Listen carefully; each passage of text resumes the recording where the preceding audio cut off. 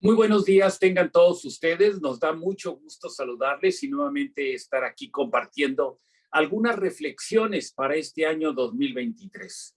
Por supuesto que iniciamos deseándoles el mayor bienestar para ustedes, sus congregaciones, y obviamente deseando que todo este bienestar esté lleno de bendiciones permanentemente. Inicio para platicar brevemente de algunas expectativas económicas y mi socio Martín hablará de algunos comentarios y expectativas también ya fiscales, por favor, de un entorno fiscal y de expectativas económicas. Vamos a pasar a la primera lámina, por favor, en donde vamos a identificar, si eres tan amable, Martín, gracias.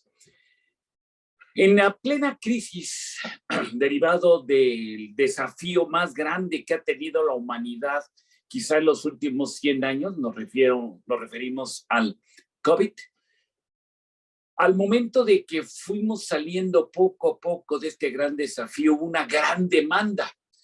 Esta demanda, había poca oferta por el cierre, obviamente, de muchos países hacia sus economías, protegiendo la salud, en fin, y se generó una inflación sumamente alta. Se está generando desde el 21 y todavía a la fecha quizá la crisis energética e inflación a nivel mundial de las más altas desde el año de 1970. En México, si bien no tenemos más de 2 dígitos de inflación como en otros países, la verdad es que es una falacia, porque en México lo que sucede es que está subsidiada, aún cuando nos cuesta casi 25 pesos y en muchos lugares poco más de 25 pesos el litro de gasolina, está subsidiado. Pero a nivel mundial, cuando importamos, y hoy en México importamos muchísimo, realmente la producción interna de empresas mexicanas cada día es menos, importamos muchas cosas y también importamos inflación. Es decir, cuando importamos algo de Estados Unidos, de Canadá, del Oriente, ya viene preñado con incrementos en precios que trae como consecuencia una presión muy fuerte a la inflación que tenemos en nuestro país y que esta inflación es muy diferenciada en diversos productos. Pero ojo, para el año de 2023 empiezan las sorpresas, en algunos casos gratas. En este mes de enero, ¿cuál fue la sorpresa? Que estos contenedores que costaban $1,700 y que llegaron a $10,000 han bajado ya hasta $4,000. Muchos insumos están disminuyendo su costo hasta el 40%, pero todavía no vemos que se transmita en precio en una disminución por la parte de inflación. Todo esto, la consecuencia ha sido un incremento en la inflación a niveles no vistos en décadas. Claro, para algunos que vivimos el año de 1987, ¿quién no se va a recordar de ese año? Por supuesto que yo me acuerdo muy bien porque fue el año en que me casé. Pero aparte de esto, esa inflación llegó a 150% en nuestro país, a unas devaluaciones impresionantes de más del 120%. Pero en términos mundiales me refiero, es que desde los años 70 no se ha visto tanto incremento en la inflación, una inflación semejante en Estados Unidos a la de México, donde allá no hay subsidios a la gasolina, aquí sí, pero comienza a vislumbrarse quizá algún momento en que va a disminuir esto, como ya lo mencioné en todos, como ejemplo, en los temas de los contenedores. La agresión de Rusia a Ucrania trajo como consecuencia un incremento en los precios en general y en particular de la energía. Rusia provee de gas, provee de petróleo y de mucha energía a Europa y obviamente también provee de granos y Ucrania al igual, y esto trajo pues un incremento muy fuerte en todos temas energéticos y en consecuencia en la producción de productos, de servicios que a su vez en Europa pues se manufacturan y en el mismo quizá Estados Unidos, en todos lados subió. Obviamente, si lo preciso muy bien, no es guerra, es una agresión de Rusia-Ucrania. Esto ha generado también una presión muy fuerte en los alimentos. Entonces se podrán dar cuenta, y esto lo vemos todos los días en los consumos que hacemos en los mercados, en los restaurantes, en los súpers, que todo ha subido. Sin embargo, pareciera que podemos, repito, vislumbrar quizá para el segundo semestre de este año una posible disminución de la inflación. Ahora, los salarios reales, que es el salario, este incremento salarial que no me refiero al protagonismo del salario mínimo, al salario común, en donde ha habido incrementos máximos del 7.5, muy generalizados de entre el 5 y 6% para 2023. Cuando le restamos la inflación, bueno, pues resulta ser que es un salario negativo en cuanto a su crecimiento o mínimo, y eso trae como consecuencia que los salarios reales están cayendo en muchos países, reduciendo el poder adquisitivo, es decir, nuestra capacidad de compra, nuestra capacidad de pago de un hospital de religiosas, la capacidad de un pago en tiempo de una colegiatura. Hay un gran reto, por supuesto, también para lo que resta del 2023 y para el siguiente ciclo escolar. Sin embargo, y perdón que lo reitere, pero pensamos que el segundo semestre de este año será mucho mejor, y así paulatinamente. Siguiente, por favor.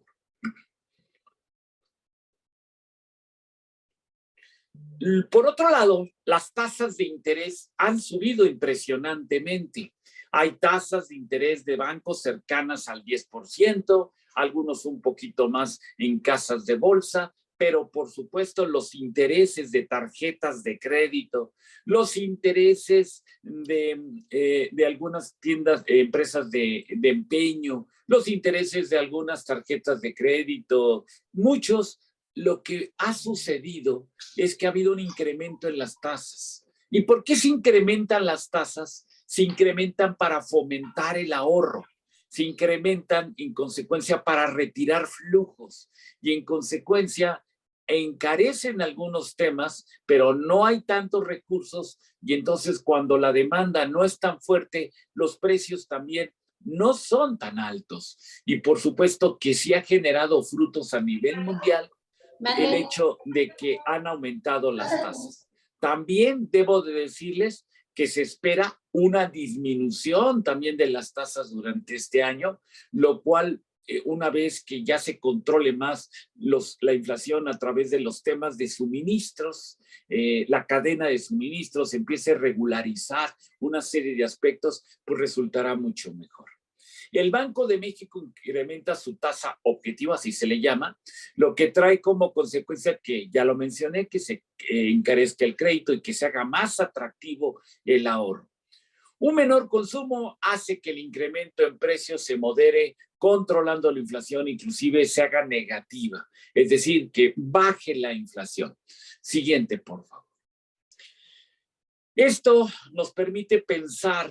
Aquí todo este material yo lo entregamos, Martín y yo, deseando que se les pueda compartir a todos ustedes con el mayor gusto, pero podrán darse cuenta cómo muchos países tienen barras mucho más grandes del punto de vista horizontal, tanto las de 2022, 23 y 24 en color naranja, café, marrón, un poco verde, azul 23 y azul 24. Si vemos los países de mayor crecimiento, Arabia Saudita, India, Turquía, Indonesia, España, Argentina, en cuanto a los incrementos que van a tener respecto de un año a otro, y por ahí México está a nivel de medio, se espera obviamente un nivel de crecimiento moderado, importante, y también para el 24. Pero ¿por qué estamos creciendo? ¿Por alguna política de gobierno? No, no. ¿Por qué estamos creciendo? ¿Porque estamos invirtiendo mucho más en México? No tanto, aunque sí hay inversiones. Estamos creciendo y vamos a tener, yo creo que una economía más o menos estable a reserva de dos temas, que es el narcotráfico, la inseguridad y las elecciones, pero fuera de esos contextos, creemos que vamos a tener el año 2023 una mayor estabilidad económica. La siguiente lámina, por favor. En el año de 2023, las perspectivas para México es una inflación que quizá puede llegar a disminuir. Ustedes pueden ver la expectativa para 2022, bueno, ya la inflación 8.06, la expectativa para 2023 5.30 y para 2024 3.98, es decir, sí va a bajar. Hay un punto de inflexión, el cuarto trimestre de 2022 se controla la inflación en nuestro país y por eso se espera ya una caída poco a poco, pero se va a ver mucho más reflejada para el segundo semestre y así lo esperamos para efectos del siguiente curso escolar. Hay un crecimiento magro para 2023. La base de comparación del 2022 era muy baja, entonces el crecimiento estimado por todo el sexenio realmente es del 1.80. No hemos crecido prácticamente en todo el sexenio. El tipo de cambio va a ser muy estable. Recuerden que México, y eso es lo que nos da, repito, fuera de lo que son políticas de gobierno, México tiene 4 elementos muy importantes para poder tener una estabilidad. El primero, recuerden que México exporta 1.7 veces más de la suma de todos los países que exportan de toda América Latina, es decir, toda América del Sur, contando con Brasil, con Argentina, con Chile, con toda América del Sur, toda América Central y todo el Caribe. Todo eso lo sumamos y México exporta 1.7 veces más. El tratado, el comercio de Canadá, Estados Unidos y México representa el 25% del comercio mundial. Entonces, México exporta muchísimo y llegan muchas divisas. Obviamente, para un Tijuana, Ciudad Juárez, Monterrey y el corredor hacia Laredo, más algunos lugares de Querétaro, Bajío, en donde hay mucha industria maquiladora de exportación, habrá estabilidad por los recursos que se obtienen.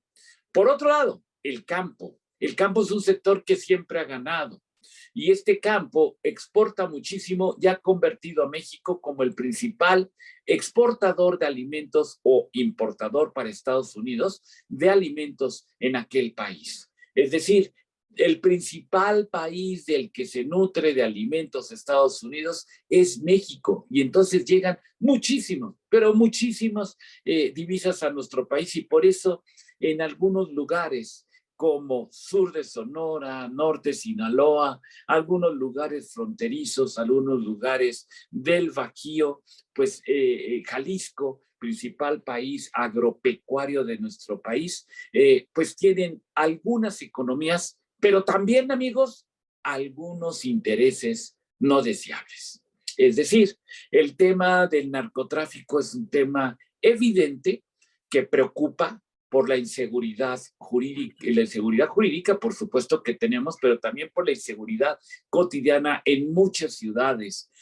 No tiene el caso de repetirlo, pero obviamente este efecto, si tiene un efecto dominó también en las elecciones, creo que va a ser un elemento que va a desnivelar lo que he mencionado de estabilidad para nuestro país. Las tasas todavía en niveles altos para mantener a la raya de inflación, sí, pero pensamos que esto va a bajar. Por último, la energía, hace muchos años, hermanas, hermanos, cuando se empezó el transporte y había calandrias, había cabalgatas, había transporte en caballos, dijeron, es demasiada la contaminación del excremento de estos equinos y tenemos que cambiar. Y cambió la humanidad y había satisfacción por el vapor y después por la gasolina.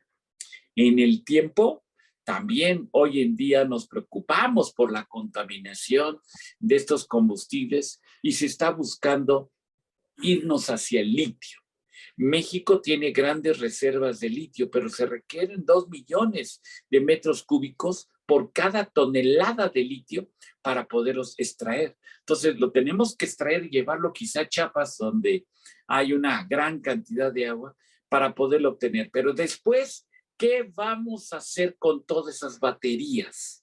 Si bien ahorita el tema es carros eléctricos y todo eléctrico, ya viene una gran reflexión.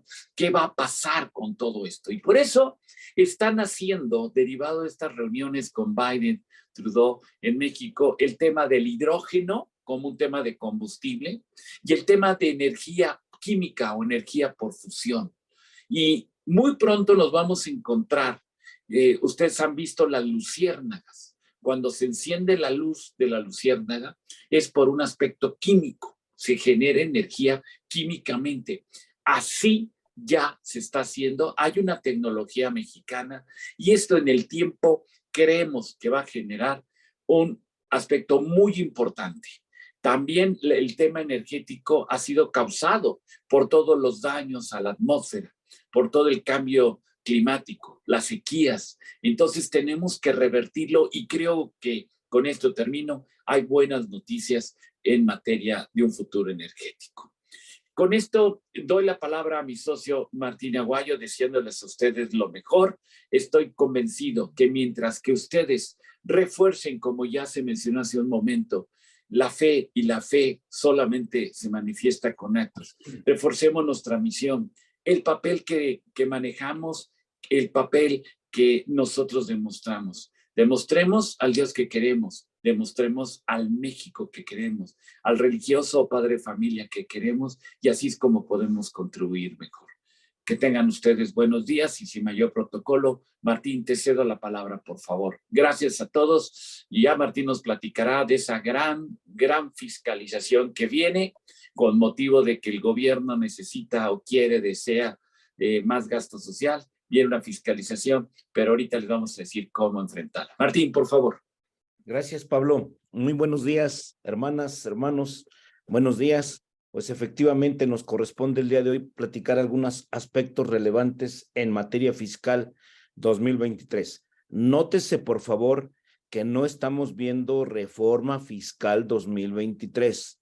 ¿Por qué? Porque no hay reforma fiscal.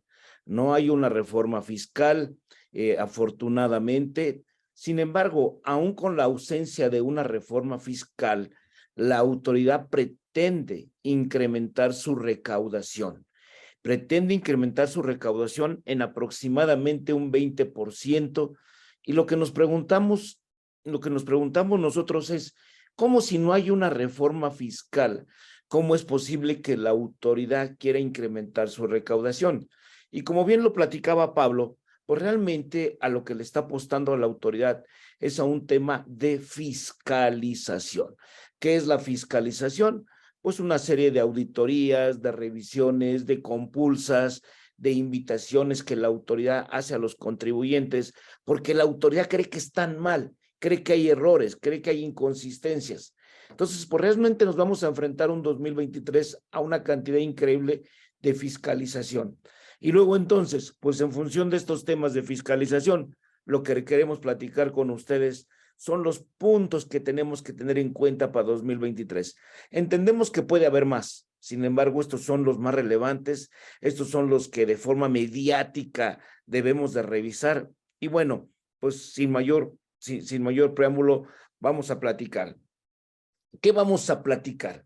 Bueno, pues recuerden las donatarias autorizadas, las asociaciones religiosas, las asociaciones civiles, están próximas a presentar su declaración anual de ingresos y erogaciones. Es decir, a más tardar el 15 de febrero tienen que presentar sus declaraciones y su declaración anual.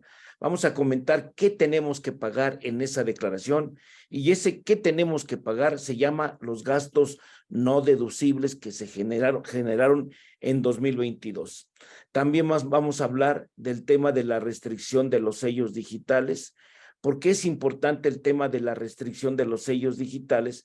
Porque en el caso de que no lo restrinjan, pues ni las escuelas, ni las donatarias autorizadas, ni las asociaciones religiosas podrán en su momento facturar si hay una restricción.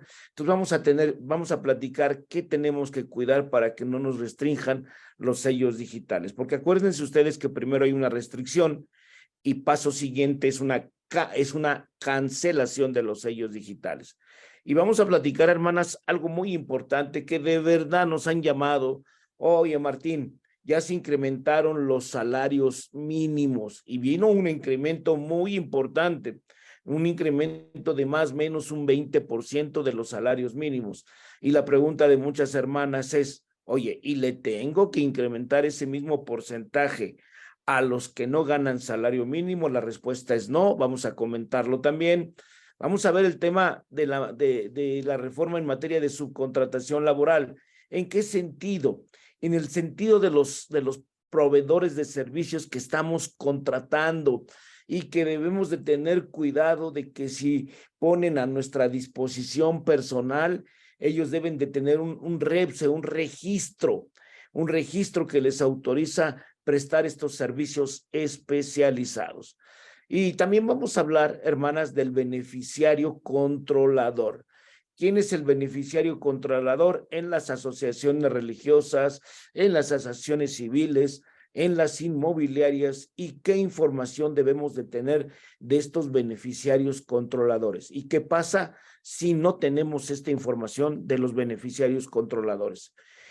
Y bueno, pues vamos a platicar al final del día, al final de nuestra charla del día de hoy, vamos a platicar pues cómo quedó, dónde estamos con el tema de los comprobantes fiscales de Internet, los CFDIs 2023, qué tenemos de nuevo, hay algo nuevo, hasta qué fecha se llevó el plazo para efectos de emitir la versión 4.0, vamos a comentarla el día de hoy sin lugar a dudas. Y bueno, pues sin mayor preámbulo, vámonos a los no deducibles.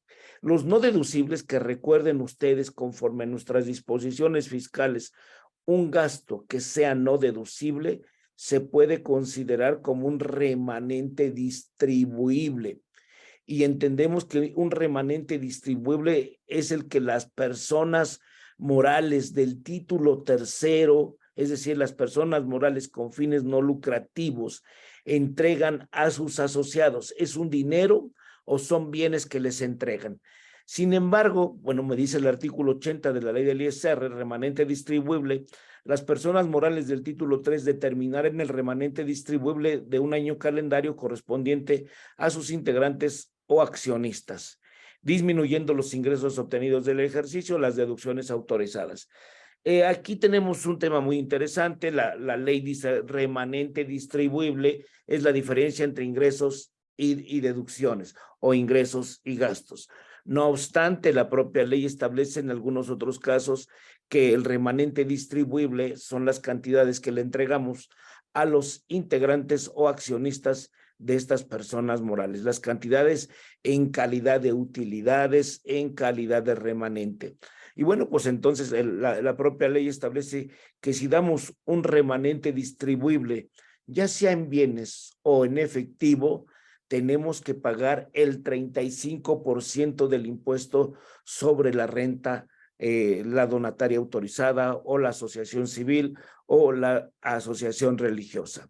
Tenemos que pagar en el caso de que entreguemos remanente distribuible en bienes o en efectivo, llámesele efectivo, transferencia, o llámesele dinero o llámesele también en efectivo las entregas en dinero. Entonces, muy importante. Sin embargo, ustedes saben que hemos platicado que la autoridad asemeja o establece que hay ciertas situaciones establecidas en la ley que se pueden considerar remanente distribuible, que a pesar de que no es una entrega ni de efectivo ni de bienes a los asociados, estas simples situaciones establecidas en la ley se pueden considerar como un remanente distribuible y lo hemos denominado remanente distribuible ficto, porque aunque no lo es, aunque no es una entrega de dinero, no es una entrega de bienes al asociado, la autoridad dice que sí, para ellos sí es, y tenemos que pagar un impuesto del 35%. Aquí vale la pena señalar cuándo debemos de pagar este impuesto en el caso de los remanentes fictos. ¿Y cuáles son los remanentes fictos? Lo hemos platicado muchas veces. El tema de los ingresos omitidos, las compras no realizadas e indebidamente registradas, los gastos no deducibles, que es el tema de nuestro apartado, los préstamos a socios o integrantes, los préstamos a cónyuges ascendientes o descendientes en línea recta. Estos conceptos o estas situaciones que no son un remanente distribuible real, dice la autoridad que para ella sí es un remanente y se tiene que pagar el 35%. ¿Cuándo se tiene que efectuar el pago de este impuesto? A más tardar el 15 de febrero, junto con la declaración anual. Y vamos a hacer énfasis en lo siguiente, en los gastos no deducibles. A partir del 2021, dice el SAT o dice la autoridad, que todos los contribuyentes del título tercero, llámesele donatarias, colegios, llámesele donatarias, fundaciones, asociaciones civiles o asociaciones religiosas, deben determinar el pago del 35% por los gastos no deducibles. ¿Y cuándo es un gasto no deducible? Me dice la reforma del 2021, dice que cuando hay un gasto o una erogación que no tiene una factura, que no tiene un CFDI, que carece de un CFDI, o bien tiene el CFDI y el monto del gasto es mayor a 2,000 pesos y se pagó en efectivo. También se considera no deducible. Entonces, la autoridad establece que este gasto no deducible, para la autoridad, hermanas y hermanos, para la autoridad le queda claro, o al menos es lo que nos ha dicho, que todos los contribuyentes del título tercero, llámesele colegios, donatarias autorizadas, instituciones de asistencia o asociaciones religiosas, en todos los casos va a haber gastos no deducibles y que en todo caso el 15 de febrero del 2023 se tendrá que hacer el pago del impuesto sobre la renta de estos no deducibles incurridos desde el 1 de enero del 2022 hasta el 31 de diciembre de ese año. Entonces, la autoridad trae en el radar que estos contribuyentes deben efectuar ese pago a más tardar el 15 de febrero. Oye, Martín, pero yo no tengo gastos no deducibles. ¿Será? ¿Será que no los tienen o no los han registrado como no deducibles? O los tienen en la contabilidad bajo otros conceptos. Y miren, hermanas y hermanos, solo a muestra de un ejemplo, les queremos comentar algunos que en nuestra opinión, algunos gastos que en nuestra opinión son gastos no deducibles. ¿Cómo cuáles, hermanas? ¿Cómo cuáles? No me digan que todos tienen comprobantes de los taxis, de los camiones, del metro. Aquí en la Ciudad de México el metro no da comprobante.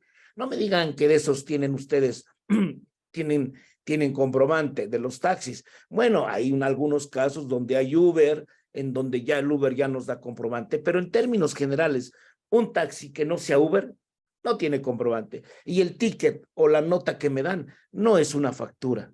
Entonces, es un no deducible. Los pagos de derechos a la SEP.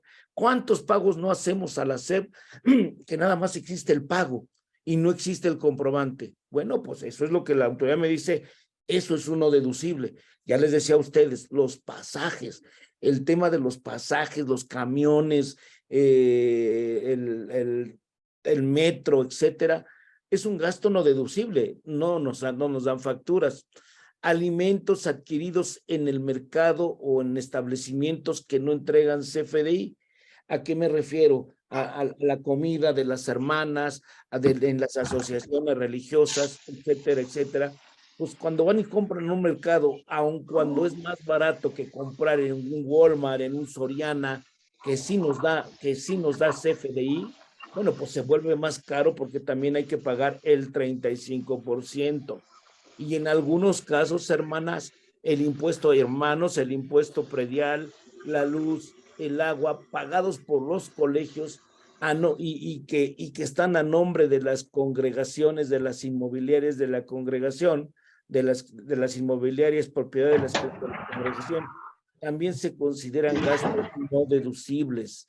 En algunos casos, en algunos estados, en donde el agua potable, el agua que se consume es escasa, pues algunas hermanas o en los colegios, algunas hermanas compran pipas de agua, compran pues pipas, o sea, efectivamente, y esos señores que venden esas pipas de agua, pues realmente no dan comprobante, ¿verdad?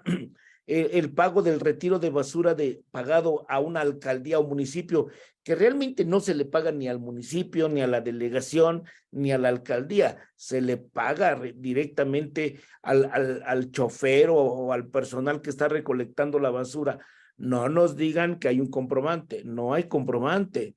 El pago que se hace a la coordinadora de la SEP, de su teléfono, de su oficina, de su renta, de su gasolina de auto, no me digan que eso tienen comprobante. Entonces, pues la verdad, miren, aquí vimos 2, 4, 6, 8 ejemplos de los gastos que de verdad las asociaciones civiles o las donatarias que nos están escuchando seguramente tienen este tipo de gastos. Oye, Martín, y si tengo este tipo de gastos, pues recordemos que el 15 de febrero tenemos que hacer el pago del 35% del ISR de estos gastos no deducibles, porque la autoridad los considera como un remanente ficto. Tengan en cuenta esto, por favor, porque es muy importante y como les decía al inicio de mi charla, el 15 de febrero tenemos que efectuar el pago de estos gastos no deducibles, incluyendo los otros conceptos que ya les había dicho, ingresos omitidos, etcétera, etcétera, compras no realizadas e indebidamente registradas, los préstamos a los asociados. Bueno, pero aquí lo que más relevante es para la charla del día de hoy son los gastos no deducibles. Oye, Martín, ¿esto es nuevo? No, empezó desde el 2021, estamos en el segundo año en el que se tiene que hacer este pago, 2021 y 2022. Ya les decía a ustedes, no hay reforma fiscal para 2023. Gracias a Dios, nos dejó el SAT de dar lata a las donatarias autorizadas. Como ustedes recuerdan, la reforma no fue del 22, fue del 21, en el que nos obligó a modificar nuestros estatutos a todas las donatarias autorizadas. Bueno, pues la autoridad en este año ya no mete ninguna obligación ni nada que cumplir respecto al 2023. Entonces, pero sí viene una fiscalización increíble. Bueno, también tenemos que hacer un análisis de conciencia respecto a los gastos, a las deducciones. Recordemos, es bien importante en las congregaciones estas 3, 4 láminas que tenemos en adelante. Para que un gasto sea deducible, debe ser estrictamente indispensable para los fines de la actividad del contribuyente, salvo que se trate de donativos no onerosos ni remunerativos. Entonces, para que un gasto no sea deducible, debe ser propio, necesario e indispensable para la asociación civil, para la AR o para la donataria e inclusive para la inmobiliaria. Si el gasto no es propio, necesario o indispensable, corremos el riesgo que la autoridad lo considere como un gasto no deducible. Es necesario determinar la razón justificada y estrictamente indispensable por la que se realiza la operación y su importancia y vínculo con las actividades de la entidad. Es decir, debe de haber una razón de negocios, debe de haber una sustancia y debe de haber una materialidad, que eso es lo importante en estos temas. Entonces decimos, los gastos, todas las deducciones deben estar amparadas con un CFDI, con un comprobante fiscal digital. Es fundamental que todas las operaciones que lleven a cabo se documenten adecuadamente para dar una certeza acerca de la realización en el caso de que la autoridad fiscal ejerza sus facultades de fiscalización. Tenemos que tener documentadas las operaciones, No, yo les comentaba en años anteriores que para el SAT ya no solamente es necesario la factura, el pago y el contrato. No, para el SAT debe de haber evidencia de que el gasto se llevó. Aunque tengan factura, aunque tengan el pago, aunque tengan el contrato, puede ser no suficiente para la autoridad.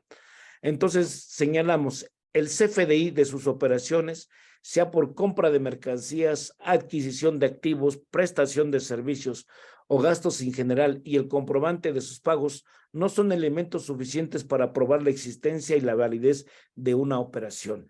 Debemos de tener más allá de una razón de negocios, más allá de la factura, más allá de el pago. Tenemos que dar la evidencia a la autoridad en cuanto a los gastos. ¿Y por qué señalamos esto? Porque esto es lo que va a venir en 2023, la fiscalización.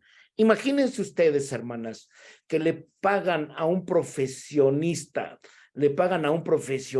un honorario.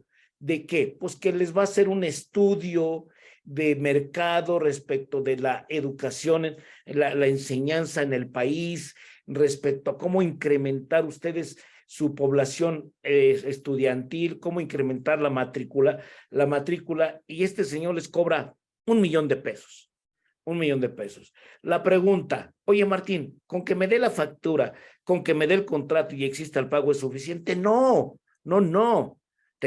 Nos tiene que dar reportes del trabajo que hizo, los entregables, los avances. Tiene que analizar si realmente lo que yo gasté me generó un beneficio económico. ¿Qué quiere decir esto? Se incrementó las colegiaturas, se incrementó todo, pues unos ingresos propiamente para la institución educativa. Entonces tenemos que cuidar este caso. Decíamos, es necesario agregar más elementos que sirvan para dar certeza de la existencia de las operaciones. Elementos como contratos, como órdenes de compra, como fotografías, reportes de avance de los servicios, lo que yo les comentaba en el ejemplo que les ponía, evidencia de los estudios o trabajos, memorandos de seguimientos, cartas opinión, etcétera, etcétera. ¿Por qué es importante esto para el SAT? Su importancia radica en que la autoridad fiscal traduce que ante la falta de estos elementos, falta una materialidad y se puede considerar como una simulación o inexistencia de las operaciones. Entonces, si no tenemos todos estos elementos adicionales que demuestren que el gasto se llevó a cabo, pues, perdón, la autoridad puede decir, ese gasto es no deducible y me pagas el 35% del ISR. Entonces, tenemos que ser cuidadosos respecto de los pagos. Por ejemplo, otro ejemplo muy común, hermanas y hermanos, los pagos que ustedes hacen a contadores, a abogados, a ingenieros, que ustedes hacen. Tiene que haber evidencia de esos gastos, los estudios, los entregables. Por ejemplo, en el caso de que le paguen abogados honorarios, bueno, el abogado te mandó cartas, te mandó contratos, te mandó opiniones, hay en el correo citas, reuniones, acuerdos en las reuniones. Estos son bien importantes para demostrar el tema de la materialidad de los gastos.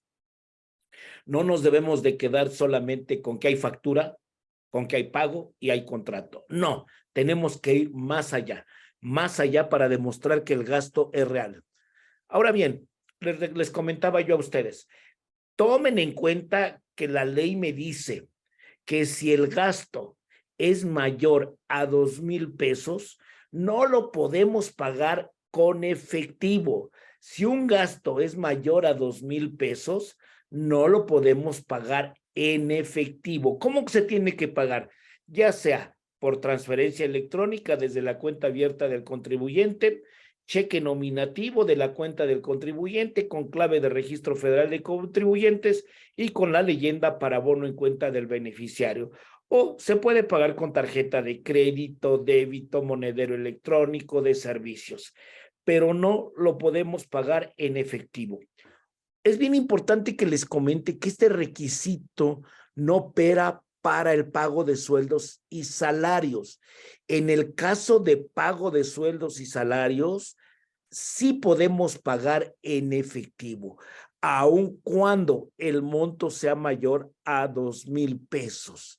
Siempre que, mucho cuidado, siempre que el trabajador haya aceptado, si no le voy a pagar en efectivo y le voy a hacer transferencias a su cuenta de nómina, debemos de tener en cuenta lo siguiente: si no le voy a pagar en efectivo y le voy a hacer transferencias a su cuenta bancaria o a su cuenta de nómina, en el contrato de prestación de servicios o en el contrato de trabajo debe de quedar muy claro que el trabajador acepta esta forma de pago distinta al efectivo, porque la Ley Federal del Trabajo me dice que al trabajador yo le tengo que pagar su trabajo o su salario con moneda de curso legal, es decir, pesos, billetes, monedas, etcétera, y que se podrá permitir pagarle al trabajador en cheque o en transferencia,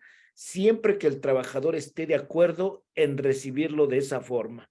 De lo contrario, el trabajador se puede quejar en conciliación y arbitraje y pudiéramos tener una multa. Entonces, ojo, la Ley Federal del Trabajo me dice que los sueldos se pagan en efectivo, pero muchos ya no pagamos en efectivo, hacemos transferencia. Solo revisen que en el contrato de trabajo el trabajador acepte esa forma de pago. Si no, podemos tener una serie de problemas. Y otro tema importante, hermanas y hermanos, el tema de los combustibles, de la gasolina.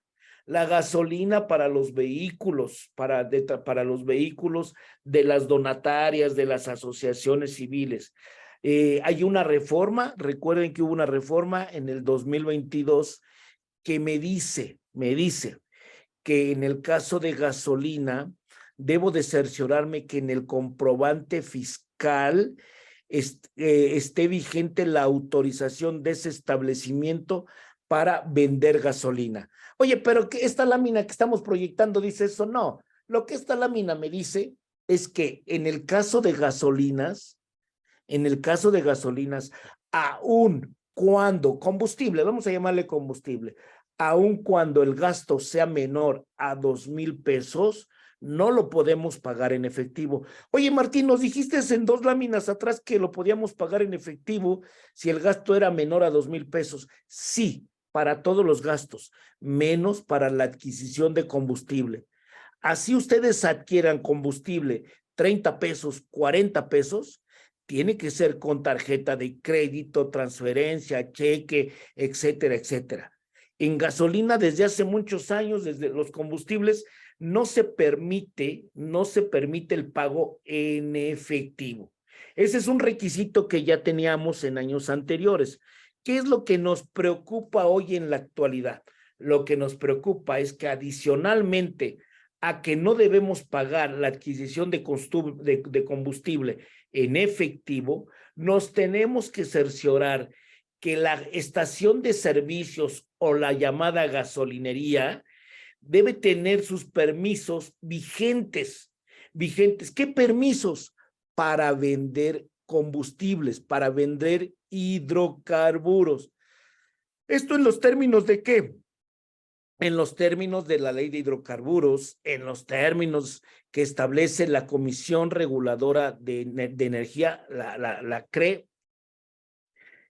Tanto la CRE como la Ley de Hidrocarburos, pues establecen que ellos tienen una clave, ellos tienen un permiso que debe de estar vigente. Si este permiso no está vigente y ya compramos gasolina y pagamos con cheque, transferencia, pues el gasto será no deducible. Oye, Martín, ¿cómo puedo evitar? Porque yo no puedo decirle a la hermana que cuando vaya y llene su auto o su camioneta, cuando le ponga combustible o adquiera combustible, pues que se esté cerciorando que la gasolinera tiene este permiso vigente o no se lo han suspendido. ¿Cómo puedo evitar esto? Pues miren, muy sencillo es que contraten a los establecimientos o a los contribuyentes que tienen convenios con las gasolineras y tienen monederos electrónicos, monederos como puede ser Credigasolina o ATCO, empresas que se dedican a eso. Si ustedes adquieren su combustible con monederos electrónicos ya de proveedores autorizados, no es necesario de que se estén cerciorando si el establecimiento en donde adquieren combustible cuenta con este requisito, es decir, tiene su permiso vigente como proveedor autorizado para la enajenación de combustible. Con eso se lo evitan. Bueno, otro de los temas importantes es el tema de la restricción de los sellos digitales. ¿En qué consiste esto? Consiste en que la autoridad ha establecido en el artículo 117H bis, ha establecido una serie de casos en la que los contribuyentes, si incumplen con alguna obligación de carácter fiscal, el SAT les puede restringir temporalmente los sellos digitales. Como yo les decía también al principio, si yo no tengo los sellos digitales o los tengo restringidos, ¿qué va a pasar? ¿Qué va a pasar, hermanos y hermanas? No van a poder facturar, no van a poder emitir recibos de donativos, recibos de colegiaturas, y eso es muy grave, eso es muy grave. Y bueno, como yo les platicaba a ustedes, viene la declaración de ingresos y gastos 2022, que se tiene que presentar a más tardar el 15 de febrero, de este año. ¿Y qué tenemos que cuidar? Tenemos que cuidar que los ingresos que yo manifieste en esta declaración, que el valor de los actos o actividades grabadas declaradas en esta declaración, así como el impuesto retenido y enterado mensualmente, coincidan con los CFDIs emitidos, con los complementos de pago, con los estados de cuenta y con los expedientes o documentos o base de datos que tenga la autoridad en su poder o las que tenga acceso. Y es importante que estos datos estén manifestados en la declaración de pagos provisionales, definitivos o de retenciones o del ejercicio, o bien en las declaraciones informativas. A ver, en resumen, ¿qué tenemos que cuidar, hermanas? ¿Qué tenemos que cuidar? Para nuestra declaración que vamos a presentar el 15 de febrero, tenemos que cuidar el tema de los ingresos. ¿En qué sentido? Que los ingresos que yo estoy manifestando en mi declaración anual coincidan. ¿Con qué deben de coincidir? Con los CFDIs emitidos, los CFDI de ingresos emitidos. Les voy a molestar si apagan su micrófono porque está viciando la exposición. Entonces, a ver, debemos de cerciorarnos que los ingresos que yo presento en mi declaración anual de 2022. Te lo mando ahorita. ¿Nos ayuda con su micrófono, por favor? Bueno, entonces, los ingresos que yo voy a presentar en mi declaración anual el 15 de febrero deben de coincidir con dos datos o dos fuentes de información.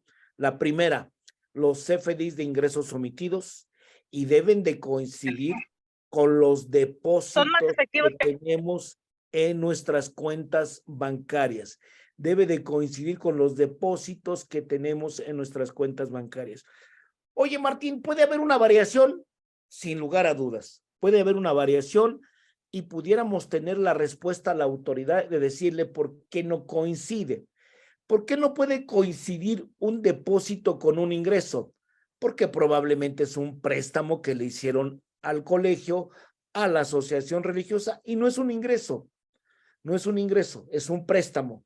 Puede coincidir que la escuela tenga cuenta bancaria en Banamex y en Bancomer y se estén transfiriendo dinero entre una cuenta y otra. Oye, ¿el depósito que cae en una cuenta es ingreso? No, no es ingreso. Pero lo más importante y que quiero que me compren, hermanas y hermanos, es que tengamos identificados esos depósitos que no son ingresos en todas las cuentas bancarias que manejen y que conciliemos, es bien importante que conciliemos el tema de los ingresos con la declaración que vamos a presentar el 15 de febrero, con los estados de cuenta, con los CFDI de ingresos emitidos. Y otra conciliación importante que debemos de hacer, y yo creo que ya la están haciendo los contadores, es el tema de las retenciones. Recuerden, hermanas y hermanos, que las entidades que nos están escuchando, colegios, inmobiliarias, asociaciones religiosas, pues una gran cantidad de su gasto es la nómina. Ni qué decir de las escuelas, ¿verdad? Yo creo que el gasto número uno más importante, probablemente después del mantenimiento o antes de los gastos de mantenimiento de las escuelas.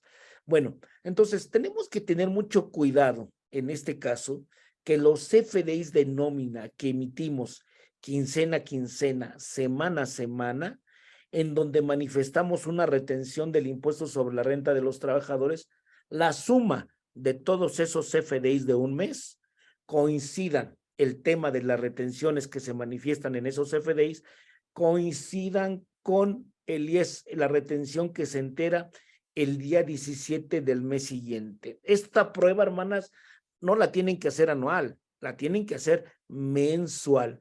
Por eso aquí en la lámina decimos, y las retenciones tanto del mes como del ejercicio, pues deben de estar debidamente enteradas.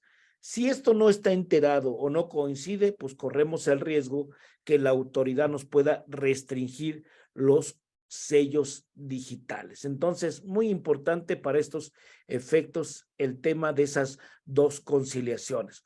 Ahora bien, ya hemos experimentado, porque el SAT ya lo está haciendo, ya lo estamos viendo en algunas donatarias, en algunas asociaciones religiosas o en algunas inmobiliarias, que ya están llegando cartas de invitación, Están llegando cartas de invitación, requerimientos, revisiones que le llaman vigilancia profunda, de lo que les estoy diciendo, hermanos, lo que les estoy diciendo que tenemos que cuidar año con año que nos coincidan los estados de cuenta, que nos coincida la declaración anual, que nos coincida los CFDIs emitidos, todo esto de ingresos o el tema de retenciones. Ya la autoridad está mandando invitaciones. Y sorpréndanse, hermanas, no está mandando la invitación por un año, está mandando invitaciones por 5 años y nos está dando 20 días para contestar. Por eso yo les digo, anticípense, por favor, anticipen esta revisión y esta conciliación, porque si la autoridad nos llega con alguna invitación o alguna acción de fiscalización, 20 días no van a ser suficientes para dar contestación al SAT. Y entonces, pues nos puede generar un verdadero problema. Y que les digan que revisen los últimos 5 años de toda la nómina pagada, ya veo el gran problema que se van a enfrentar, porque es complicado tener todo esto en 20 días. Por eso es que es importante esta situación. Vámonos a un tema importante, nuevos salarios mínimos y tarifas del ISR para el 2023. Pues ¿a qué nos estamos enfrentando, hermanas y hermanos? A que el salario se incrementó en un 20% los salarios mínimos, se incrementó en el caso del salario mínimo general de 172 pesos a 207 pesos. Y en la zona fronteriza norte, en la zona libre de la frontera norte, se incrementó de 260.34 a 312 pesos. ¿Qué nos está pasando, hermanas o hermanos? Nos está pasando que personas que no ganaban salario mínimo, pues ahora, si lo comparamos con el salario mínimo actual, las personas que ganaban más del salario mínimo, les pongo un ejemplo, una persona que ganaba 200 pesos en diciembre de 2022, pues no ganaba el salario mínimo, ganaba a más del salario mínimo, porque el salario mínimo era de 172 pesos y ganaba 200 pesos. Pero ahora me dice que el salario mínimo, y el mínimo es el mínimo, es de 200 pesos. ¿Qué tengo que hacer? Bueno, tengo que incrementar a los de salario mínimo de 172.87 a 207. Tengo que incrementar también ese trabajador que ganaba 200 pesos, le tengo que incrementar ahora de 200 pesos a 207.44. O sea, no puede ganar nadie menos de 207 pesos, menos. Y las preguntas de las hermanas son muy recurrentes. Martín, tengo un profesor que gana 210 pesos. 210. ¿Le tengo que aumentar? Pues hermana, no es una obligación, ¿eh? Si el trabajador o el maestro gana 207 pesos en 2022, 210, ojo, el ejemplo que estoy poniendo es muy importante. El profesor al 31 de diciembre ganaba 210 pesos. ¿Tengo que incrementarle? No, no tienes que incrementarle. ¿Por qué? Porque hoy los 210 pesos siguen siendo superiores a los 207 pesos. Pero si tenía un maestro o una persona de intendencia que ganaba 200 pesos en diciembre de 2022, sí le tengo que incrementar a 207 pesos y se convierte trabajador de salario mínimo. ¿Y qué quiere decir que se convierta? Pues que en materia del impuesto sobre la renta, me dice el artículo 96 de la ley de renta que a los trabajadores que ganen exclusivamente un salario mínimo, no le tengo que retener impuestos sobre la renta. Entonces, a un trabajador que le venía reteniendo porque ganaba un poquito más de salario mínimo, ahora no le tengo que retener y le tengo que ajustar al salario mínimo de 207 pesos. Entonces, esto nos está causando muchos ruidos, muchas inquietudes, muchas dudas en materia pues, de los sueldos de los trabajadores. Y de verdad, hemos recibido, y yo creo que lo van a ver ustedes con el licenciado Alatorre Mendieta, también este tema. Van a ver este tema que no es necesario. La pregunta es, ¿tengo que incrementarle el 20% también a los que no ganan salario mínimo? La respuesta es no es obligatorio. Si lo quieren hacer ustedes, hermanas y hermanos, háganlo, pero no es obligatorio. Que no les venga un trabajador, es que al del salario mínimo le aumentaste 20%, a mí me aumentas el 20%, pero tú ganas mucho más que un salario mínimo. Y la verdad es que los trabajadores o alguien los malaconseja o alguien les dice que también debe tener incremento y eso es una mentira. No es necesario incrementarles el sueldo. Y bueno, pues como consecuencia de este salario mínimo que se incrementó el 20%, ¿qué nos está pasando, hermanas y hermanos? Recuerden ustedes que el SAT me dice, oye, los trabajadores que ganen poco tienen derecho a un subsidio al empleo. El gobierno les va a dar un subsidio en dinero. Claro, el patrón se lo tiene que incluir en la nómina y el patrón lo podrá aplicar contra impuestos, etcétera, etcétera. Pero con esta reforma del salario mínimo, pues ahora resulta algo muy interesante, hermanas. Resulta que las tarifas del subsidio ya no le aplica el subsidio a los trabajadores de salario mínimo. ¿Y entonces qué les aplica? Pues no les retengas, simplemente. No les retengas, pero tampoco le devuelvas crédito al salario. Y ahí se nos puede convertir en un círculo vicioso. ¿Por qué? Porque probablemente el trabajador ahora va a ganar menos porque no tiene el subsidio al empleo. Bueno, se darán casos muy particulares y ustedes lo saben, hermanas y hermanos, estamos a la orden para analizar cada uno de estos conceptos. pretender abarcar aquí en esta plática de menos de 2 horas, pretender platicar la infinidad de casos que se nos están dando, no nos alcanzaría el día.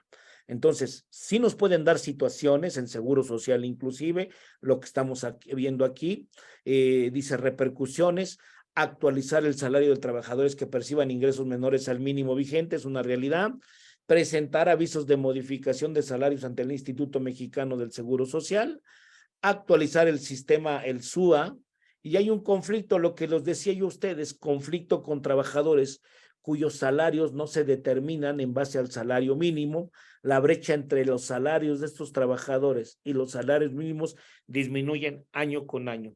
Y hay un tema interesante que no lo traigo contemplado, yo creo que lo van a ver con el licenciado a la Torre. ¿Cuál es el sentido? El tema de las vacaciones. Las vacaciones. Si ustedes saben, hay una reforma que se llama vacaciones dignas, que se incrementó el número de días de vacaciones de los trabajadores. Yo entiendo que en los colegios, pues, es irrelevante que se le den más días a los trabajadores. Realmente los trabajadores en los colegios, en la mayoría de los casos, pues tenían más vacaciones que los que marca la Ley Federal del Trabajo. Sin embargo, en el componente del salario base de cotización, pues teníamos una prima vacacional de una cantidad menor a las vacaciones que hoy tiene derecho el trabajador. En resumen, ¿qué va a pasar? Que las escuelas y cualquier otra asociación civil o asociación religiosa que tenga trabajadores, pues invariablemente a partir del 1 de enero, sin la necesidad de que haya aumento de salarios, sin la necesidad de que tengan trabajadores de salario mínimo, se les va a incrementar las cuotas del Seguro Social por el componente de la prima vacacional que se va a incrementar por el tema de las vacaciones que se incrementan. Y miren, el primer componente es que para el primer año pasan de 6 días a 12 días. Entonces ahí viene un componente muy importante que nos va a afectar en costos a las instituciones educativas y debemos tener en cuenta. Miren, aquí tenemos lo que ya les decía yo a ustedes, el tema de las tarifas, también se actualizaron las tarifas, eso es bien importante, se actualizaron las tarifas tanto del impuesto sobre la renta mensuales, quincenales, pero no se actualizó la del subsidio, no se actualizó, se autorizó la de pagos provisionales, pero la del subsidio no se actualizó. Probablemente es lo que le haga falta a la autoridad para que no nos dé el efecto que estamos comentando de que ahora al salario mínimo con el nivel de 207 pesos ya no le corresponde subsidio al empleo. Es algo que nos está causando un verdadero ruido. Aquí está la tarifa del subsidio, como ustedes pueden ver, pues a un nivel de, ¿qué les gusta? De 7,000 pesos mensual, a un nivel de 7,000 pesos, pues ya no hay subsidio. Entonces, es lo que está provocando en materia de los salarios mínimos. Y una de las grandes preguntas que dice que nos hemos cuestionado, oye, si no tiene subsidio el salario mínimo, ¿tendrá retención del impuesto sobre la renta? No, si nos vamos al artículo 96 de la ley de renta, me dice que los trabajadores que exclusivamente ganen salario mínimo, no se les hará retención. Y aquí viene una pregunta. ¿Y qué pasa si el trabajador que gana salario mínimo tiene horas extras? ¿Qué pasa si el trabajador que gana el salario mínimo tiene una gratificación? ¿Qué pasa si el trabajador del salario mínimo tiene un desempeño tan bueno que en marzo o en abril ya no va a ganar el salario mínimo, va a ganar más del salario mínimo? Y tendré que recalcular todas esas retenciones que no le hice en enero, en febrero y en marzo, porque en esos meses ganaba solo salario mínimo. Pues la verdad es que todavía hay esas preguntas en el aire. Todavía esas preguntas no nos las podemos contestar porque estamos apenas en ese proceso, Pero yo creo y les aseguro que la autoridad se va a pronunciar en breve en esos temas. ¿Cuáles son los temas? el del salario mínimo, como no hay subsidio, ¿le retengo o no le retengo? Porque el salario mínimo no está exento, ¿eh? O el patrón calcula el impuesto y lo paga el patrón por cuenta del trabajador, del salario, que gana el salario mínimo, como hoy se hace en las cuotas de seguro social. Los trabajadores de salario mínimo no les retiene el trabajador, el patrón, pero paga las cuotas obrero-patronales propiamente del trabajador del salario mínimo. La verdad, hermanas y hermanos, hay una cantidad increíble de dudas de este tema. Fíjense nada más lo que nos afectó este incremento del salario mínimo, pero todavía tenemos una serie de dudas. Y otro tema importante, hermanas, que tengan mucho cuidado. Recuerden ustedes que hay una reforma en la ley federal del trabajo que prohíbe, esto es bien importante, que prohíbe el tema de la subcontratación laboral. Está prohibido. ¿Qué significa la subcontratación laboral? Pues yo creo que ustedes se dieron cuenta en los medios en años pasados. Había empresas en México que no tenían empleados, no tenían empleados. Tenían algo que llamaban las pagadoras o las prestadoras de servicio. ¿En qué consistía esto? En que estas pagadoras o estas prestadoras contrataban al empleado, le facturaban a la empresa prestación de servicios, y la empresa les pagaba. ¿Y quién le pagaba utilidades al trabajador? Pues ¿quién era su patrón? La pagadora o la prestadora de servicios. Esto, hermanas, a partir del año pasado, esto está prohibido. Y está prohibido que las empresas contraten a pagadoras que hagan actividades propias del objeto social del contribuyente. Pongo un ejemplo, porque lo había, hermanas, lo había. Había pagadoras que en la nómina tenían al profesor. Fíjense nada más.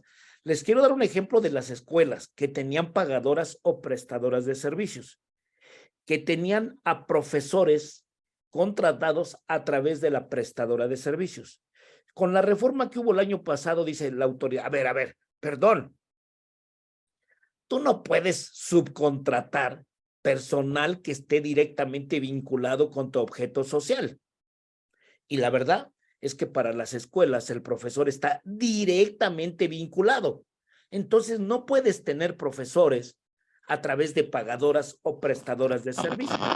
Está prohibido porque está directamente relacionado con tu objeto social. Oye, sí, pero si puedo contratar entonces a personas de mantenimiento. Claro, tu giro no es dar mantenimiento, eres una escuela.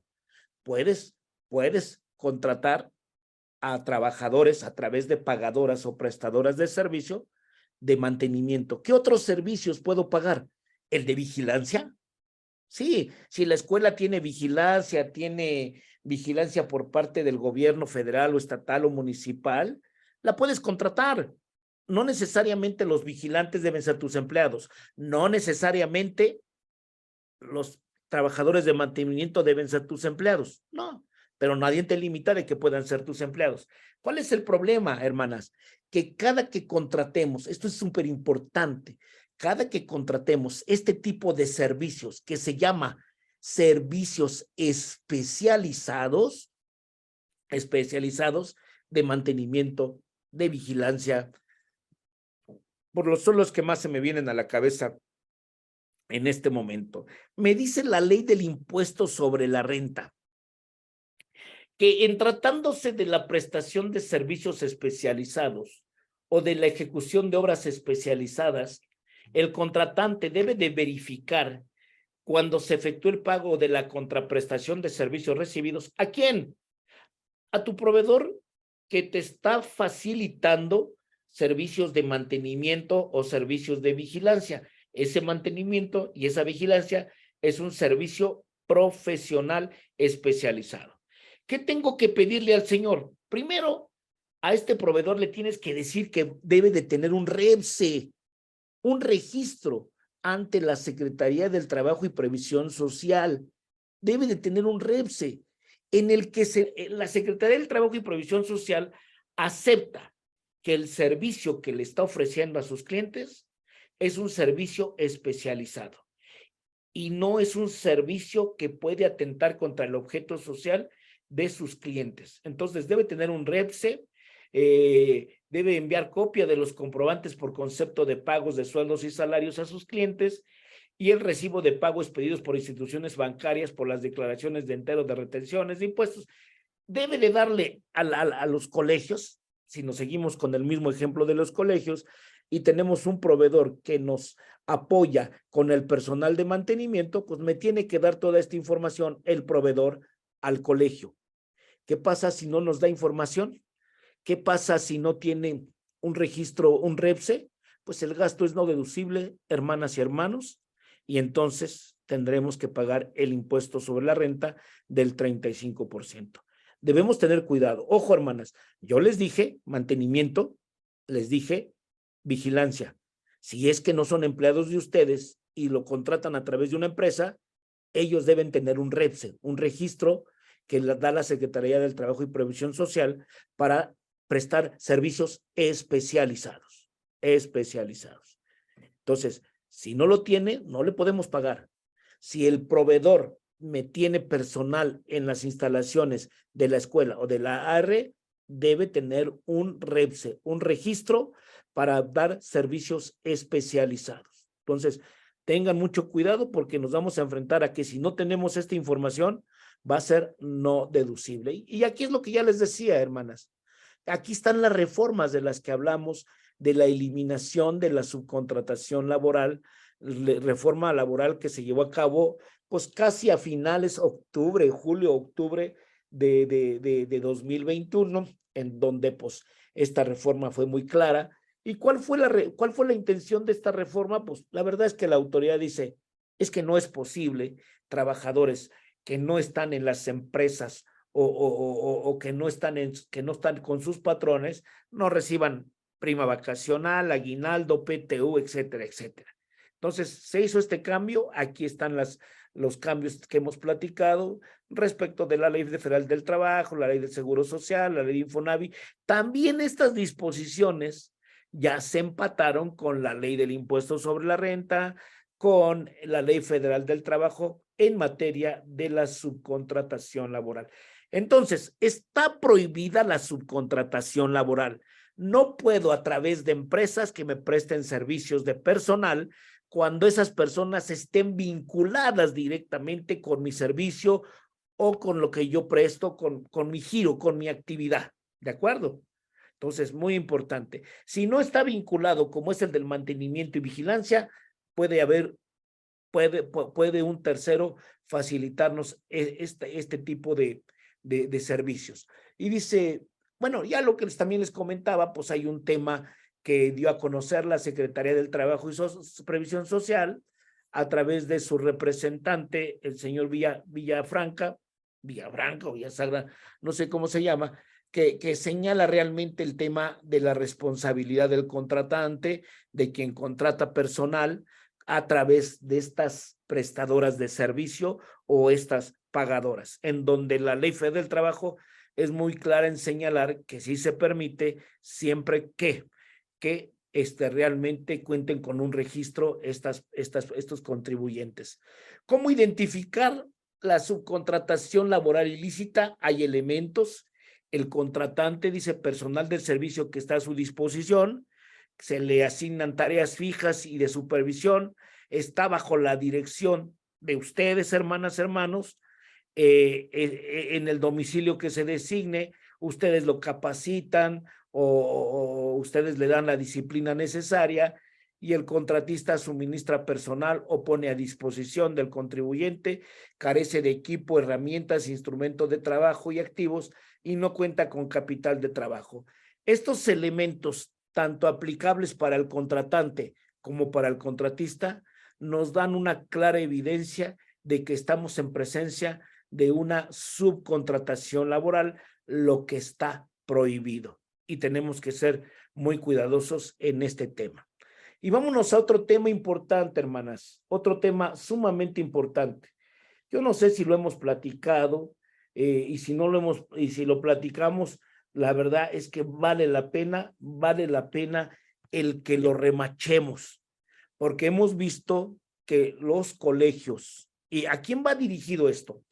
Va dirigido a las asociaciones religiosas, va dirigido a los colegios, sean o no donatarias autorizadas, va dirigido a las inmobiliarias, a los hospitales,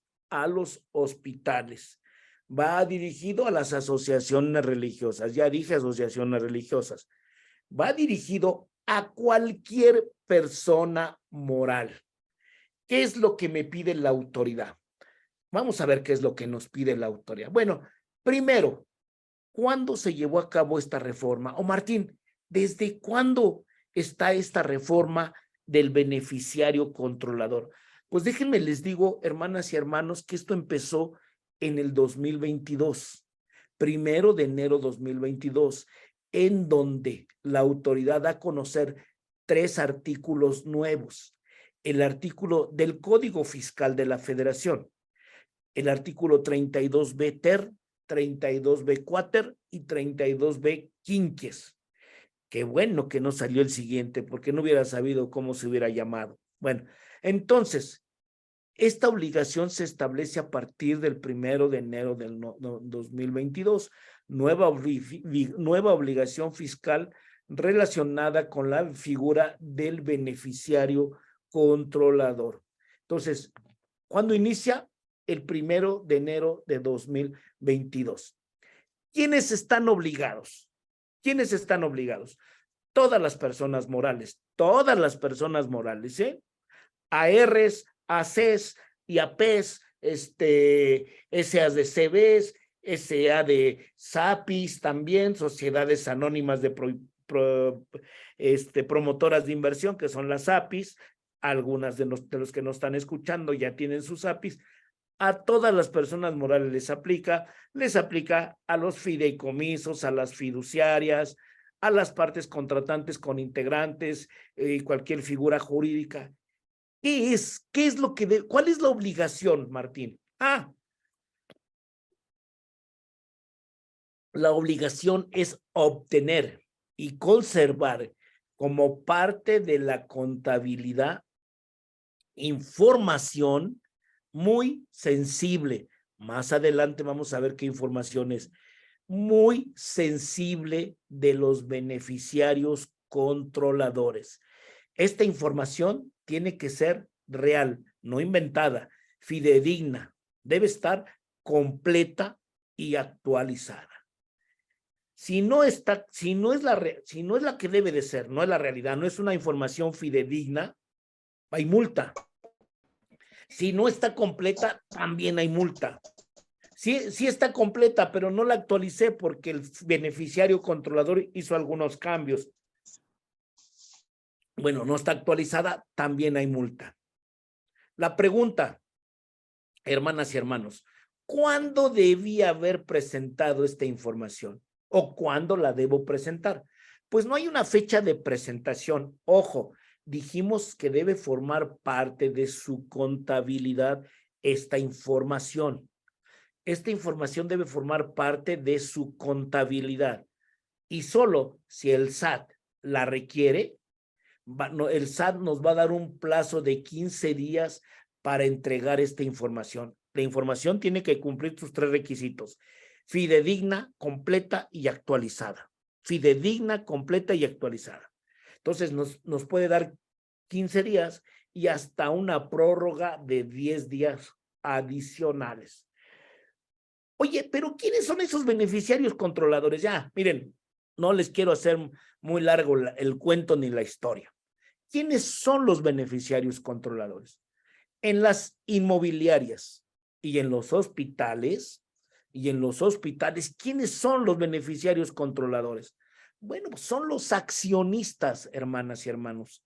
Son los accionistas. Esto viene en el artículo 32b cuáter del código, que dice, se considera beneficiario controlador aquella persona física, porque, ojo, hermanas y hermanos, quiere datos de personas físicas, no quiere de personas morales. Le aplica a personas morales, pero la información que quieren es de personas físicas. Bien importante. ¿Y de quiénes? Pues la fracción 1 me dice de quienes directa o por medio de otra persona u otras o cualquier otra o cualquier acto jurídico obtienen el beneficio derivado de su participación en la persona moral. A ver, de su participación, sí. Si es una inmobiliaria, si es un hospital, pues, ¿quiénes son los que tienen participación en su red accionaria? Los socios, son los socios. Entonces, ¿qué información o de quién vamos a querer información? Y se debe de tener, ya dijimos, fidedigna, completa y actualizada. Entonces, en el caso de colegios, perdón, en el caso de inmobiliarias, en el caso de hospitales, van a ser los socios o accionistas. Oye, Martín, pero la asociación, el colegio no tiene socios o accionistas. La AR no tiene socios o accionistas. Tienen razón. Entonces, ¿de quién van a querer información? Ah, bueno, déjenme les digo, y me voy a ir un poquito me dice esta disposición.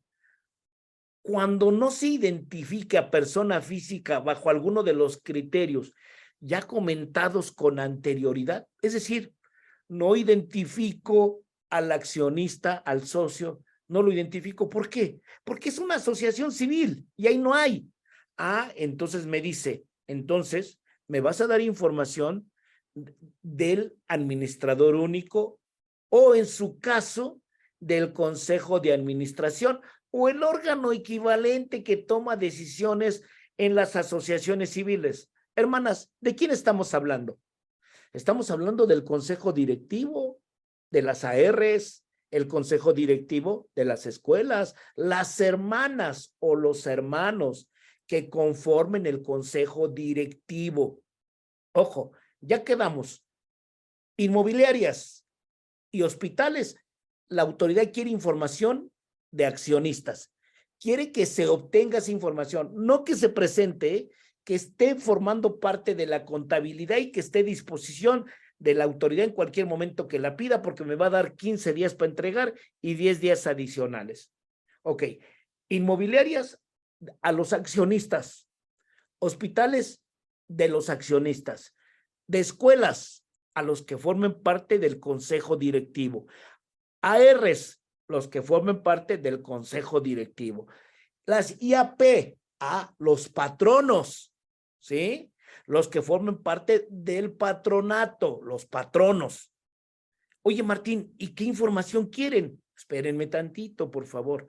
Vamos para allá, todavía no llegamos, pero ahorita van a ver la información que requiere. Oye, ¿y qué pasa si no la tengo? Bueno, si no la tienes, va a haber multas. Y ya lo que yo les venía diciendo, en el caso de que la información nos ayudan con su micrófono apagándolo, por favor. Bueno, entonces, ya habíamos dicho en láminas atrás, la información tiene que ser actualizada, fidedigna, etcétera, etcétera. Entonces, aquí esta lámina simplemente repite. A ver, primera sanción por no tener esta información.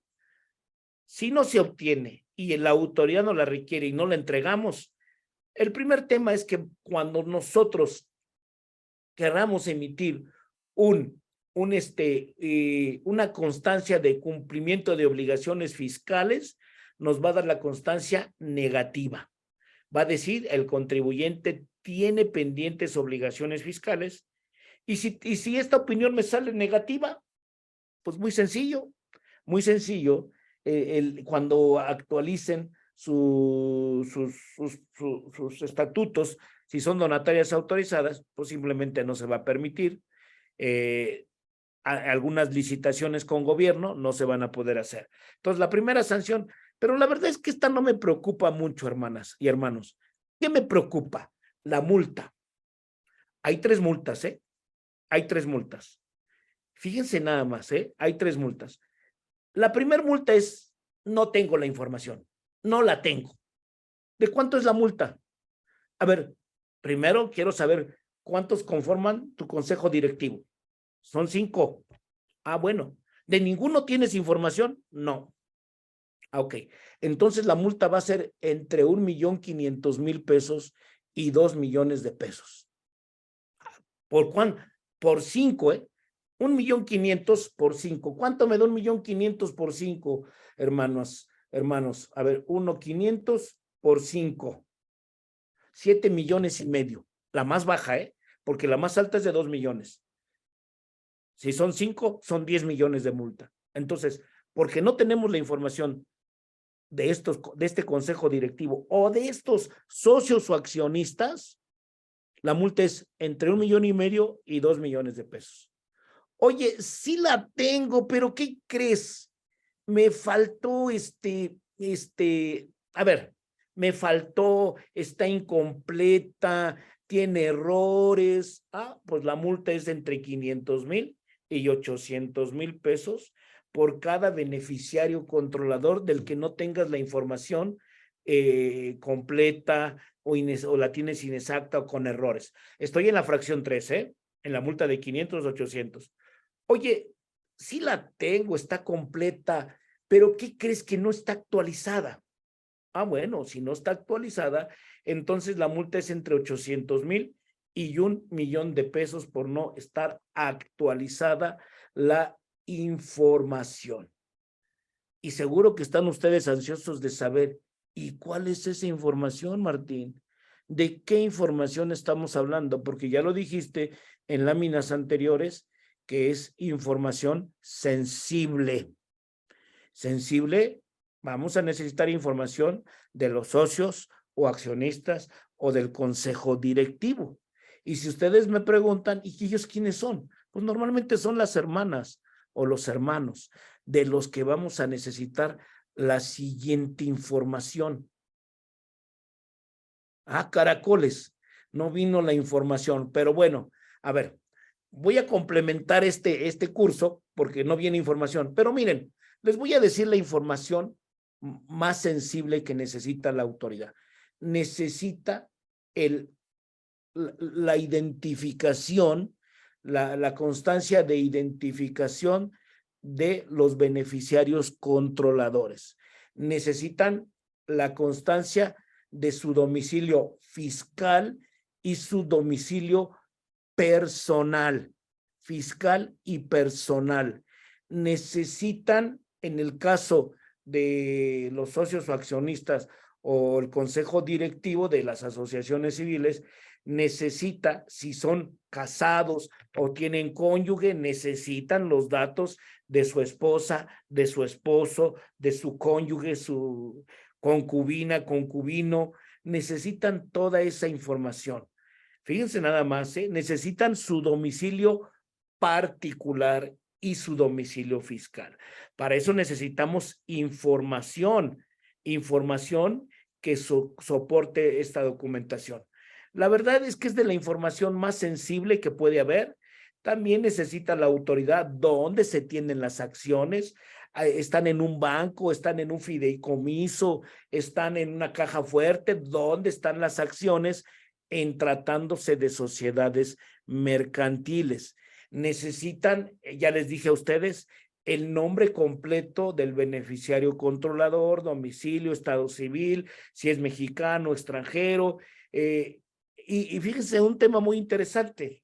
Necesita, si el beneficiario controlador tiene un alias, ¿escucharon bien? Un alias, necesita la autoridad también saber el mote o el nombre o el alias que tiene este beneficiario controlador. A ver, hermanas, ¿cuál es el origen de esta obligación? ¿Cuál es el origen? Pues muy sencillo. ¿Quieres saber el SAT? quién está atrás de las empresas, de las asociaciones civiles, quiénes son los que toman decisiones, quiénes son los que el día de mañana en un tema de defraudación fiscal, en un tema de lavado de dinero, en un tema de corrupción, van a hacer frente a esas sanciones. Entonces, no me interesa personas morales, me interesan personas físicas. ¿Y por qué les digo?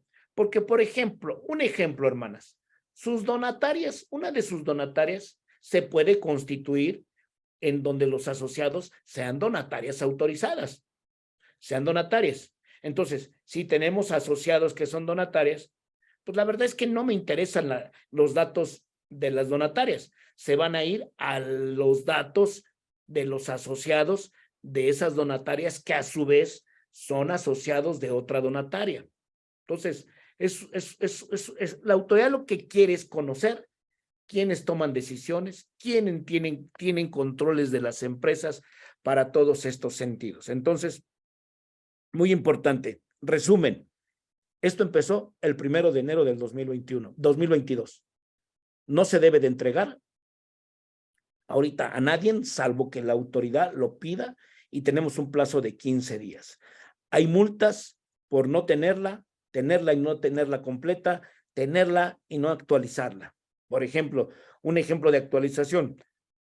Si el beneficiario controlador cambió de domicilio, le tiene que avisar a la empresa o a la persona moral del cambio de domicilio y le tiene que dar la constancia del domicilio actual. Entonces, pues son de los cambios importantes. Y vamos a terminar, en 5 minutos yo termino, hermanas, lo más relevante en materia de CFDIs. ¿Qué tenemos en CFDIs? Bueno, pues como ustedes saben, hermanas, pues ya tenemos a la vuelta de la esquina la versión 4.0 en materia de CFDIs, de complemento la versión 2.2, complemento de pago, de retenciones la versión 2.0 también, del servicio de cancelación, también tenemos ya, el servicio de cancelación ya entró desde todos los momentos. Todos los complementos de CFDI deben de ajustarse a la emisión del CFDI versión 4. Ejemplo, el complemento de nómina, tenemos un tema de nómina. Pues todo esto, hermanas, hay cambios importantes. ¿Qué me dice la autoridad? ¿Por qué quiere esta información la autoridad? Pues la verdad es que la quiere para una mayor fiscalización. Ya lo dijimos, que a través del CFDI la autoridad está identificando cuáles son tus gastos, cuáles son tus ingresos, cuáles son tus retenciones, todos estos conceptos que el SAT, recuerden, hermanas, hermanos, el SAT lo tiene en línea en estos datos. La autoridad dice que también le va a beneficiar al contribuyente, que el contribuyente se va a beneficiar en cuanto a que tenga esta información real, fidedigna y a su mano. Pero la verdad es que el tema se llama más fiscalización, más obligaciones fiscales que la autoridad está poniendo. ¿Cuándo entra esta versión 4.0? Pues miren, hermanas, originalmente iba a entrar el 1 de enero, pero como todavía tenemos fallas, la autoridad ya dio una prórroga al 31 de marzo de 2023, en donde dice que toda esta versión entraría el 31 de marzo de 2023. Y tenemos que hacer varias cosas antes de que entre en vigor. Vamos a comentarlas más adelante. Aquí está todo el cronograma, toda la línea del tiempo, cuándo nació el CFDI, cuándo se dijo que podíamos ya tener o convivir con la versión 4.0, cuándo ya es obligatoria, cuándo vamos a abandonar la versión 3.3 del CFDI. Y la pregunta, hermanas, a lo mejor lo que ustedes me digan, oye, Martín, ¿y por qué la autoridad no le gustó la versión 3.3 y nos estamos yendo a la 4.0? Pues no le gustó porque dice que toda la información que tiene del CFDI versión 3 no le está sirviendo. Para fiscalizar no le sirve. Tiene fallas, tiene errores, faltan datos, falta información. Un ejemplo importante. Oye, ¿y cómo voy a saber con la versión 3.3 el domicilio real del trabajador? En tratándose de CFDIs de nómina, versión 4.0. En la versión 3.3, imposible. Oye, son 25 millones de empleados, trabajadores, y no tengo información de su domicilio. Pues no tienes. Con la versión 3.3 no tienes.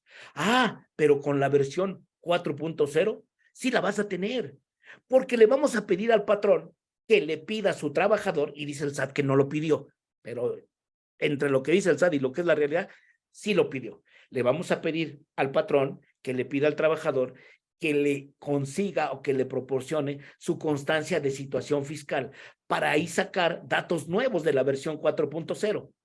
Pero también los colegios le van a pedir a los padres de familia que quieran facturas versión 4.0, también le vamos a pedir la constancia de situación fiscal.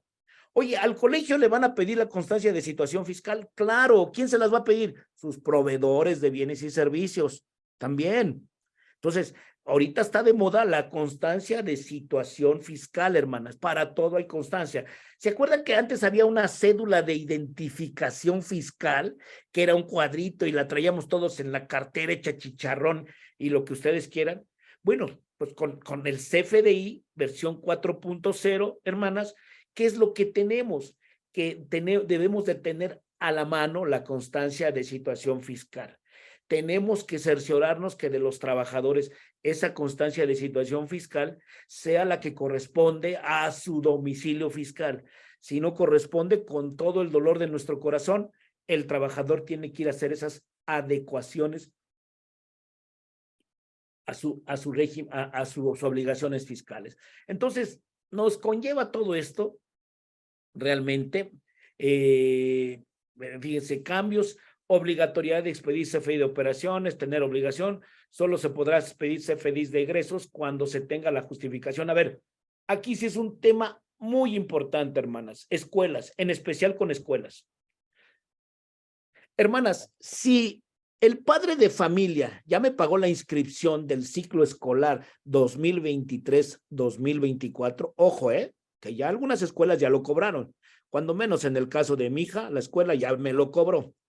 Entonces, si ya le pagamos la inscripción a la escuela, se la pagamos en diciembre o en noviembre, y resulta ser que el padre de familia me dice, madre o hermano, fíjese que pues siempre no, mi hijo ya no, o mi hija ya no se va a inscribir en la escuela. ¿Por qué? Porque me cambiaron de domicilio, porque me cambiaron de ubicación de trabajo, porque me fui a otra ciudad y ya no es viable. Yo nomás les pregunto a ustedes, ¿y qué hacen? Pues muchas escuelas me dijeron, Martín, le hacemos un cheque al papá, un cheque ya, o una transferencia a su cuenta bancaria. ¿Y hicieron una nota de crédito? No, ¿por qué? Pues debemos de hacer una nota de crédito, que es devolución de la colegiatura, devolución de inscripción. Tenemos que hacer una nota de crédito. Ese cheque que le vamos a devolver al padre de familia tiene que estar amparado con un CFDI de egresos. No lo hacen. ¿Y qué pasa si no lo hacemos? Si no lo hacemos, corremos el riesgo de que la autoridad no nos acepte esa salida de dinero como comprobable y que nos diga esa salida de dinero es no deducible. Entonces, debemos tener mucho cuidado con esa situación porque sí podemos tener un verdadero problema. Entonces, pues por mi parte es lo que yo les quería comentar. La verdad es que solamente quise tocar de manera muy general el tema de CFDIs y bueno, pues la verdad es que de mi parte es lo que yo les quería platicar